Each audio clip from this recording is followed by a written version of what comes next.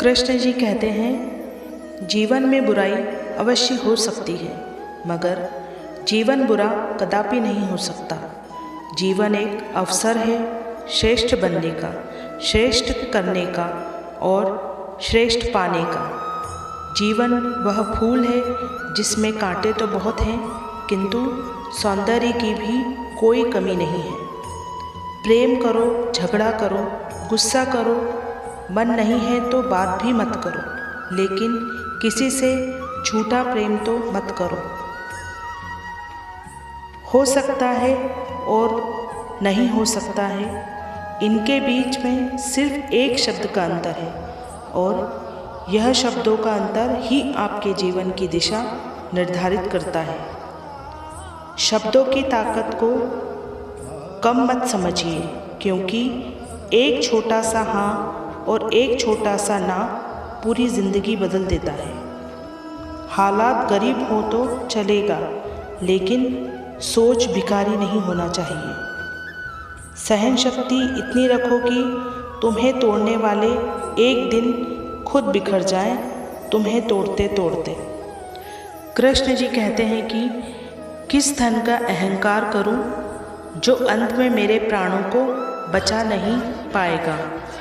किस तन का अहंकार करूं जो अंत में मेरी आत्मा का बोझ भी नहीं उठा पाएगा। किस सांसों का एतबार करूं जो अंत में मेरा साथ छोड़ जाएगा। किस रिश्तों का मैं यहाँ अभिमान करूं जो रिश्ते शमशान पहुंचाकर सारे टूट जाएंगे। हाँ, याद आया अब कि क्यों न यहाँ मैं अपने नेक कर्मों की पूंजी इकट्ठा कर लूँ, जो यहाँ भी और वहाँ भी साथ जाएगा। तन में मैल के लिए तो कई साबुन हैं, मगर मन का मैल धोने के लिए सिर्फ अच्छी सोच की ज़रूरत होती है। अब डूबने का क्या खौफ है प्रभु, जब नाव भी तेरी, दरिया भी तेरी, लहरें भी तेरी और हम भी तेरे। ईश्वर की चरण में निस्वार्थ जाइए, वो सब जानते हैं आपको क्या चाहिए। कृष्ण जी कहते हैं, अगर हमेशा खुश रहना है तो सिर्फ एक ही चीज़ करनी है। सारा दिन में ऐसा सोचें, ऐसा बोलें और ऐसा व्यवहार करें जो सबको सुख दे, सबको दुआएं दे और हम भी फिर दुआएं कमाएं। जब भी अपने बुरे हालातों से घबराती हूँ, तब मेरे बाके बिहारी की आवाज़ आती है कि रुक, मैं आता हूँ। जिस परिवार में एक दूसरे से जलन रखकर उसे बर्बाद करने में लगे रहते हो, उस परिवार का कोई सदस्य उन्नति नहीं कर सकता। ऐसा परिवार जो अपनों को बर्बाद करने के लिए दुश्मनों से दोस्ती करता हो, वह परिवार आगे नहीं बढ़ सकता और बर्बाद होने से उसे कोई नहीं बचा सकता। लाखों लोगों की दुआएं उसके साथ रहती है जो मानवता के नाते अपना हर फर्ज निभाता है। कुछ बातों का जवाब सिर्फ खामोशी होती है, और खामोशी एक बहुत ही खूबसूरत जवाब है। कृष्ण जी कहते हैं, लोगों से बात करके मन हल्का हो जाता है। हमारी प्रॉब्लम सुनकर अगर उन्हें चिंता, निराशा, डर या दुख हुआ, उन्होंने हमारी या दूसरों की निंदा की, तो उनकी वाइब्रेशंस हमें भारी कर देंगी। बात उनसे करें जो हर प्रॉब्लम से स्थिर रहें, सही सोचें, सबका नज़रिया समझें। हमें सिर्फ समाधान नहीं, शक्ति भी मिले। अगर आप सही हैं, आप सत्य हैं, तो किसी के सामने उसे सिद्ध करने की ज़रूरत नहीं है। एक बात हमेशा ध्यान रखें, सत्य की नाव हिलती है, डुलती है, लेकिन कभी डूबती नहीं है। परमात्मा कहते हैं, सत्य को सिद्ध नहीं करना पड़ता, सत्य के पास प्रत्यक्ष होने की शक्ति है। दोस्त बहुत हैं, दोस्ती की कमी है। जब हम सभी की विशेषताएं देखना शुरू कर देंगे, तो अनेक में भी एक अर्थात एकता दिखाई देगी। किसी को सजा देने से पहले कुछ समय रुक जाइए और याद रखें, अगर तुम किसी की एक गलती माफ़ करोगे तो मैं तुम्हारी 100 गलतियाँ माफ़ कर दूँगा।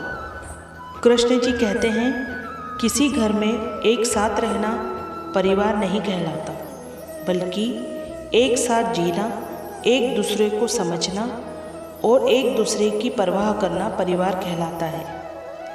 एक औरत मस्जिद की मौलाना नहीं बन सकती, मंदिर की मुख्य पुजारी नहीं बन सकती, चर्च की पादरी नहीं बन सकती, मगर एक औरत मुख्यमंत्री, प्रधानमंत्री, राष्ट्रपति, राज्यपाल, कलेक्टर, सचिव बन सकती है।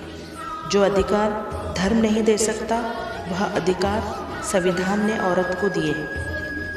मेरी ज़िंदगी में दर्द तो बहुत हैं, मगर कभी किसी को दिखाया नहीं और बिना दिखाए मेरे दर्द को समझ सके ऐसा खुदा ने मेरे लिए कोई बनाया नहीं।